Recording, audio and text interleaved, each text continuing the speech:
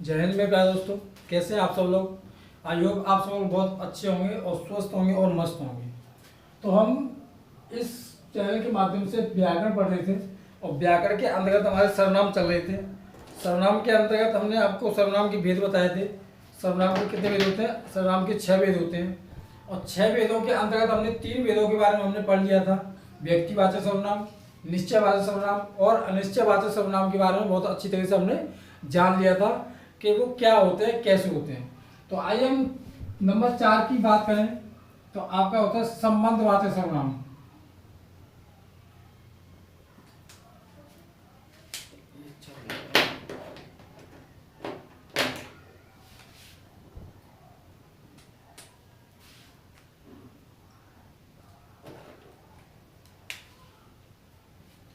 हाँ, संबंधवाचक सर्वनाम।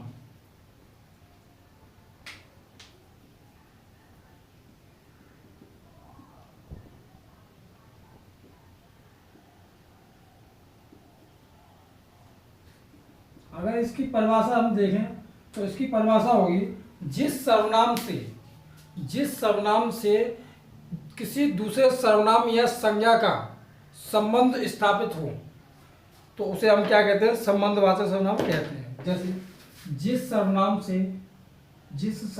शब्दों से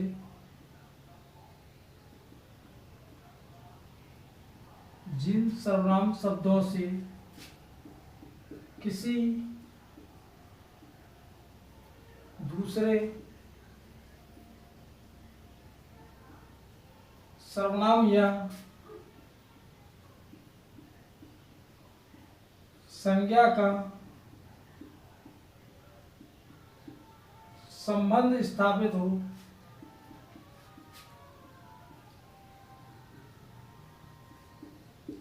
उसे संबंधवाचक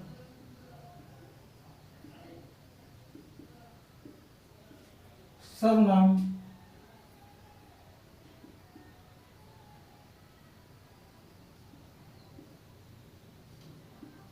कहते हैं। अगर इसके एग्जाम्पल की हम बात करें तो इसका एग्जाम्पल होता है जैसे कि जो और सो। जो और सो, अगर इसके एग्जाम्पल जो सो है तो अगर इनके हम अगर वाक्य बनाए तो इनके वाक्य बने में जो आया है,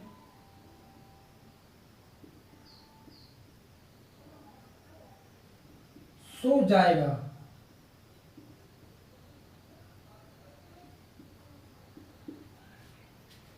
यह सत्य है।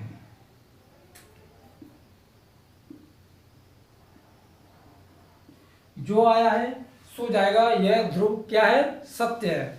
तो मैंने जब आपको बताया संबंधवाचक सर्वनाम के बारे में बताया तो संबंधवाचक सर्वनाम के बारे में मैंने आपकी डेफिनेशन अगर बात करें, डेफिनेशन क्या होती है इसकी? जिस सर्वनाम शब्दों से किसी दूसरे सर्वनाम या संज्ञा का संबंध स्थापित हो तो उसे हम क्या कहते हैं?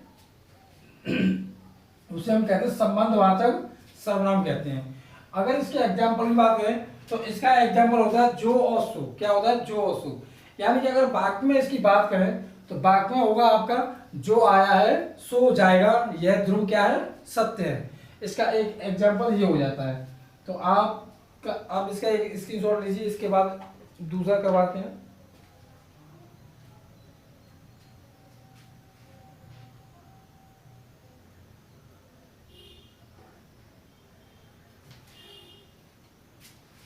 तो मैं इसे मिटा देता हूं। नंबर 5 की बात करें तो नंबर 5 आपका आता है प्रश्नवाचक सर्वनाम। कौन सा आता है? प्रश्नवाचक सर्वनाम। नंबर 5 की अगर बात करें तो आता है आपका प्रश्नवाचक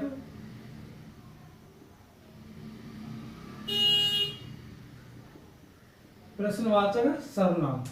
अगर प्रश्नवाचक सर्वनाम की हम बात करें तो प्रश्नवाचक सर्वनाम होता है प्रश्न करने के लिए जो शब्द आते हैं, प्रश्न करने के लिए जो शब्द आते हैं उनको हम क्या कहते हैं? प्रश्नवाचक सर्वनाम कहते हैं।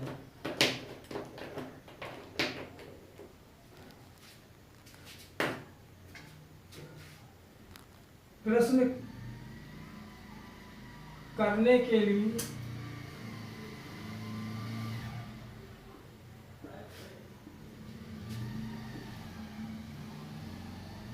जिन सर्वनाम शब्दों का, जिन सर्वनाम शब्दों का प्रयोग होता है,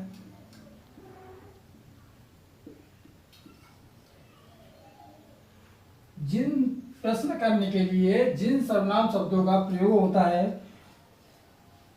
उन्हें हम क्या कहते हैं, उन्हें प्रश्नवाचक सर्वनाम कहते हैं।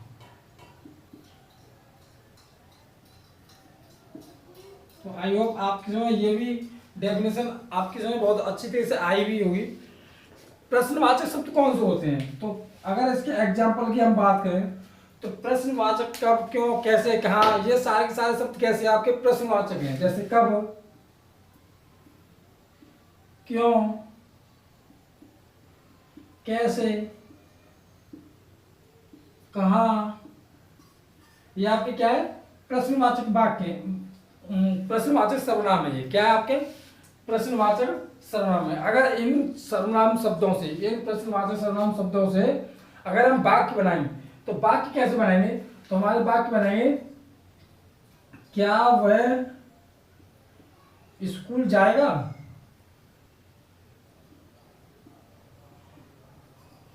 क्या यह प्रश्नवाचक है,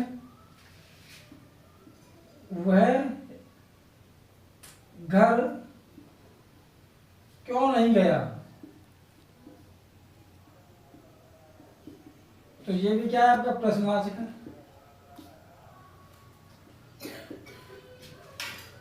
तो आई होप आपके समय ये बहुत अच्छी तरह से आया भी होगा और आप समझ भी पा रहे होंगे कि ये प्रश्नवाचक सर्वनाम क्या होता है और इससे पहले का संबंधवाचक सर्वनाम क्या होता है। तो आप इसका भी एक स्क्रीनशॉट ले लीजिए। इसके बाद लास्ट रहेगा निजवाचक सर्वनाम।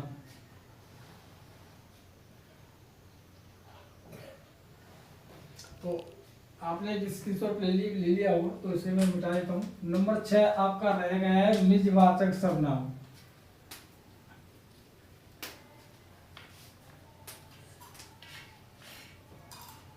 लास्ट है आपका नंबर 6 निजवाचक सर्वनाम।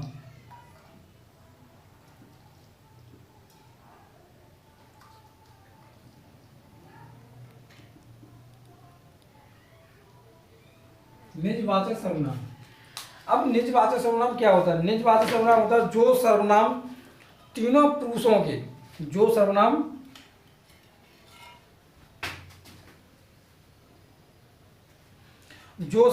तीनों पुरुषों में निजत्व का बोध स्थापित करे। किसका करे, निजत्व का, मतलब निजता का। जो सर्वनाम तीनों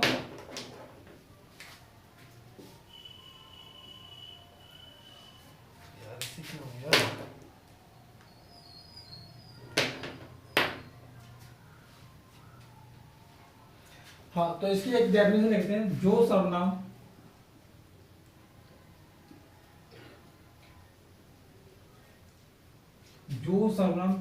तीनों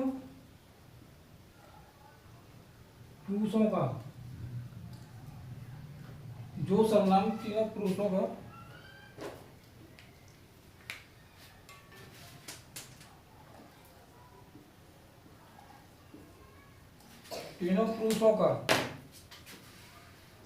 तीनों पुरुषों के निजित्व का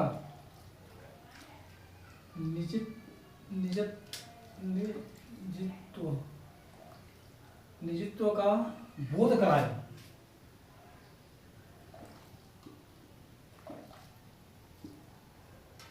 उन्हें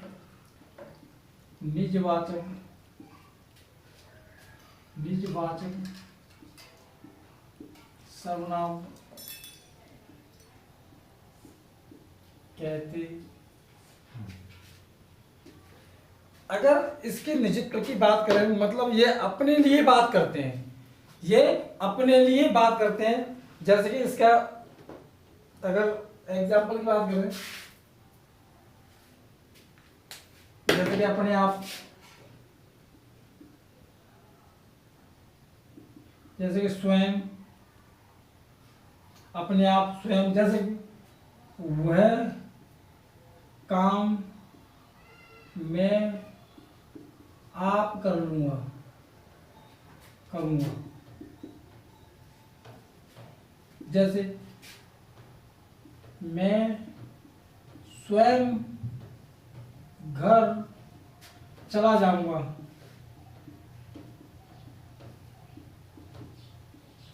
तो ये भी आपकी समझ में बहुत अच्छी तरह से आया भी होगा और आपको ये साफ दिख भी रहा होगा। अगर मेरी वॉइस में या आप बोर्ड पर कुछ भी ना दिख रहा हो तो आप हमें कमेंट करके ज़रूर बता सकते हैं।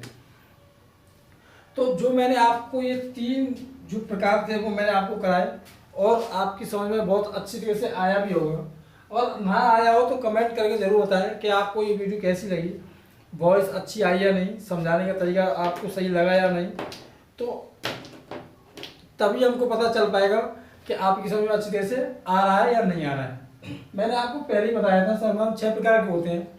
सर्वनाम 6 प्रकार के होते हैं। नंबर पहला ही आपका मैंने पुरुषवाचक करवाया था, दूसरा करवाया था निश्चयवाचक, तीसरा अनिश्चयवाचक, आपका फिर संबंधवाचक, फिर आपका प्रश्नवाचक और लास्ट रहेगा था आपका निजवाचक सर्वनाम करा दिया मैंने आपको। तो आई होप आपकी समझ में बहुत अच्छी तरह से आया होगा। तो वीडियो को ज़्यादा से ज़्यादा शेयर करें, सब्सक्राइब करें और बेल आइकन की घंटी जरूर दबाएं। कमेंट करना बिल्कुल ना भूलें क्योंकि कमेंट से हमको पता चलेगा कि आपकी समझ अच्छी तरह से आया है या नहीं आया है। थैंक यू, धन्यवाद, जय हिंद।